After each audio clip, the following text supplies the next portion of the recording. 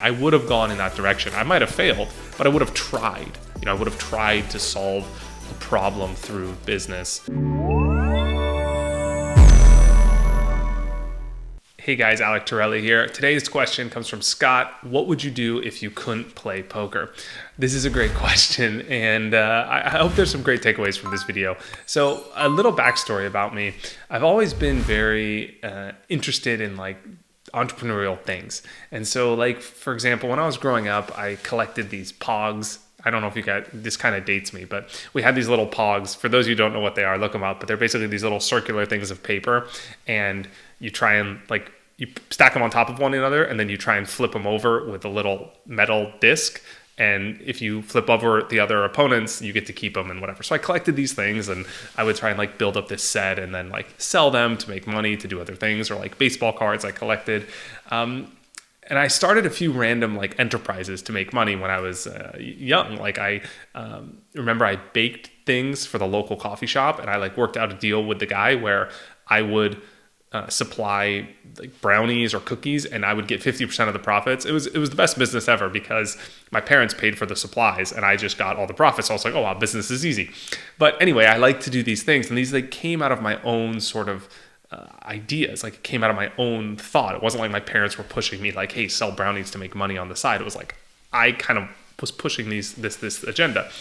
And then I also did something else. I started a little mini business, I guess, called Doormat Delivery, and I would pass out flyers. And I took, my parents are in real estate, so they wanted flyers passed out to each individual house around the neighborhood. And so I would take the flyers, a brochure, and I would go door to door, and we would do it on rollerblades because we would get paid per house and we could be more efficient on rollerblades. And so I would go door to door and then pass out these little flyers. But eventually I got the idea. I was like, wow, instead of just only passing out one flyer, what if I called other people must need flyers too, right? If a real estate agent needs flyers, why wouldn't a painter need flyers? Or who else would benefit from sending flyers to other people's houses? A painter, a roofer, someone that does floors or tiles. So I got my mom's list of contacts, and I looked in the white pages, and I just started calling these painters, these roofers, these tile people. And so I would convince these guys hey, look, I'm doing these flyers, it's going really well, why don't you send flyers out? And then I charge 10 cents a house. And so eventually I had 5, 6 flyers of people that wanted to get these flyers out. But then I couldn't deliver them all. I can't deliver 6 flyers at once. And I was doing so much of the negotiating with the people and taking the payments, and it was kind of a lot to manage. So I ended up having my other friends who used to make 10 cents per house wanted to make, now they can make 20 cents a house because I can give them 2 flyers to do. So they're making twice as much money. And then I'm pocketing the difference because they're passing out 4 flyers and they're making 20 cents a house. I'm making 20 cents a house, but I'm doing way less work and making twice as much as when I was the one going on rollerblades. So this is amazing, And then I found poker, and then I dropped Doormat Delivery and I went all in on poker. I was 16 years old. And then as I started doing poker, I got really involved in the affiliate side of poker. And we used to be able to get paid to sign up people to play online poker, mainly on the site Party Poker. And so we would get paid to have other people create new accounts underneath our own affiliate link. So you can send this affiliate link to other people, or you can create little cards with your promo code on it, and they could enter Alec, and they would get, a free $25 if they made a deposit, but then I would get a fixed rate for signing these people up, or I would get a percentage of their rake back or whatever. So I had these other hustles that I was doing at a very young age, and this affiliate business came around when I was 18, 19. Actually, I was making arguably more money from that than I was playing poker. At the peak of my affiliate business, we did $30K in a month, and I was 19. So it was a huge business. I actually had other sub-affiliates under me who I taught my system to them, and I was making a lot of money just off of the percentage of the money they were making. I didn't even have to sign people up anymore. I was doing it because I was making money, but I had this whole little enterprise going.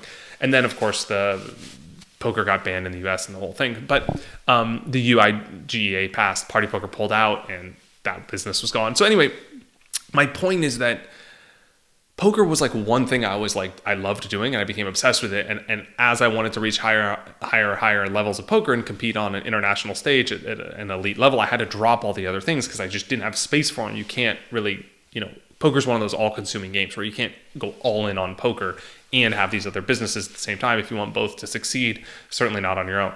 So I dropped the other things, but I was always very entrepreneurial at spirit and at heart, and I enjoyed that aspect of poker, that it was entrepreneurial, that you can do it on your own time, you can do it on your own schedule, and you can be your own boss, you can work when you want, and you're ultimately in charge of like every aspect of your life, like your location, you're in charge of your time, you're in charge of how much money you make to an extent, like you can decide how much you want to work, how big you want to play, how ambitious you want to be, and there's always another level that you can go to. So my point is that there's like a very big correlation, at least to me, in what I saw between, the entrepreneurial and business world and the poker world. And that was really one of the things that drew me to poker, is that it was like this entrepreneurial game. So it had the best of both. It was like this marriage of two things that like were incredible. Like, who doesn't love playing a game, especially one like poker, but then who also doesn't love like the business side of things too. So it had both of these elements. So my point is that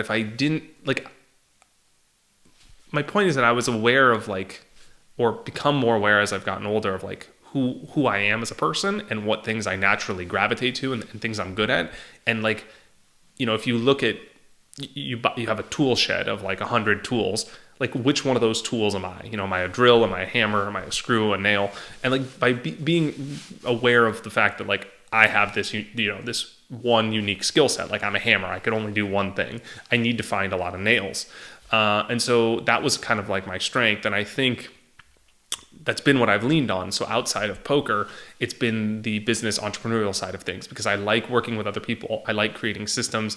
I like the idea of scaling things and trying to be efficient and growing things. I love marketing. And so those are things that really, one gravitates to the business entrepreneurial side of things if they like those sorts of things. So I think I have gone that direction with starting Conscious Poker, a training site, and wanting to build out the brand.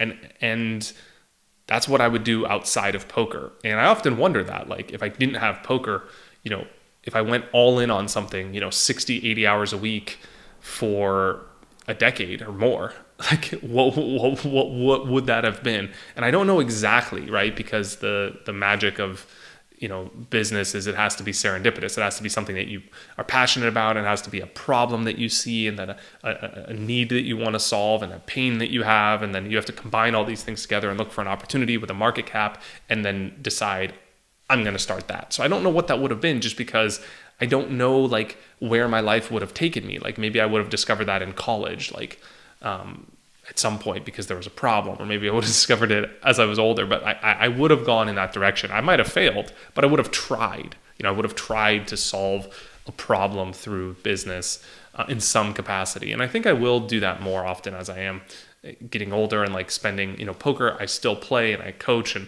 I have the training site, but like the business side of things is now becoming a bigger slice of the pie, whereas before it was non-existent. And so I think I'm going to continue to have that be a slice of the pie going forward, and then hopefully expand other new business ideas that are within poker, outside of poker, or expand the Conscious Poker breadth onto other different things that we can do, other services we can offer, other products, and other ways we can expand the game of poker, and then also what we're doing within that space, and grow in synergy as well. So that's a little bit about what I would have done, but I think the key takeaway here is just to really understand like what draws you to poker, and what your natural tool is, and what your skill set is.